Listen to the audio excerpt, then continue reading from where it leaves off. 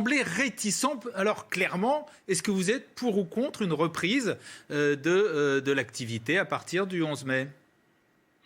Et je suis évidemment pour la reprise et nous ne pouvons pas rester confinés indéfiniment.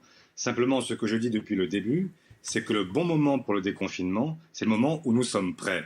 Et l'évidence aujourd'hui que rapportent les maires, que rapportent les soignants, que rapportent les enseignants, c'est que nous ne sommes pas encore prêts. Et donc, je souhaite que la santé des Français ne soit pas bradée au prix d'une reprise qui serait trop improvisée et impréparée. Et donc, quand il faut prendre le temps, on prend le temps. Et si ce n'est pas le 11, mais le 14 ou le 15, ce sera le 14 ou le 15 ou le 16, peu importe.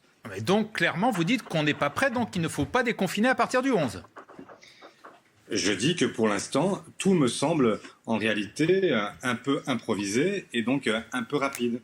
Et j'ai l'un de mes fils qui arrive. Mon fils, j'arrive après, je suis sur la télévision. Là, Les joies du direct. Voilà, ça, c'est les miracles du confinement. Voilà. Donc on maintient le chômage partiel pour tout le monde, y compris après le 1er juin. Personne n'est au chômage partiel par plaisir, Gérard Leclerc. On a des gens qui aujourd'hui ont comme unique solution la possibilité de rester chez eux en chômage partiel et je le rappelle avec une perte importante de pouvoir d'achat qui se solde par des gens aujourd'hui qui ne mangent plus à leur faim avec des situations qui sont des situations critiques et donc oui, je le dis, il faut maintenir des dispositifs qui permettent à tout le monde de continuer à vivre. Nous n'avons pas la possibilité d'aller plus vite que le virus et donc faisons attention à ne pas créer des situations de précarité qui mettraient en danger de nombreuses familles en France. Des écoles, Édouard Philippe insiste sur l'idée que c'est une catastrophe pour les enfants vulnérables qui décrochent. Alors d'un côté, vous avez 329 maires d'Île-de-France qui disent c'est pas possible, il faut repousser ces dates. Et de l'autre côté, vous avez des maires comme Carl Olive, comme Stéphane Le Foll qui est socialiste, comme Jean-Claude Gaudin qui dit on va tout faire, on va y arriver. Vous êtes où, vous ?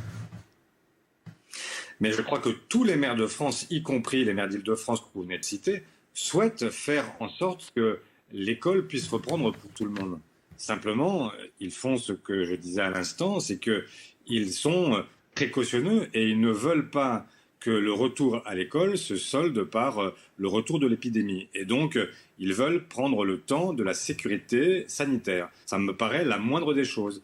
Et donc, il y a des endroits où la contamination est moins forte, et donc il y a des maires qui sont prêts à repartir plus vite, et c'est très bien, mais il faut aussi accepter l'idée qu'il y a des départements, notamment les départements rouges, dans lesquels ce sera plus difficile, et il faut prendre le temps d'assurer dans de bonnes conditions, dans des villes très denses comme en Île-de-France, où vous ne pouvez pas faire comme si le virus avait disparu. Et donc, oui, il faut donner raison à ces maires et faire en sorte que le déconfinement se passe différemment d'un territoire à l'autre. Les maires, mieux que d'autres, savent comment les choses peuvent se passer dans leur commune.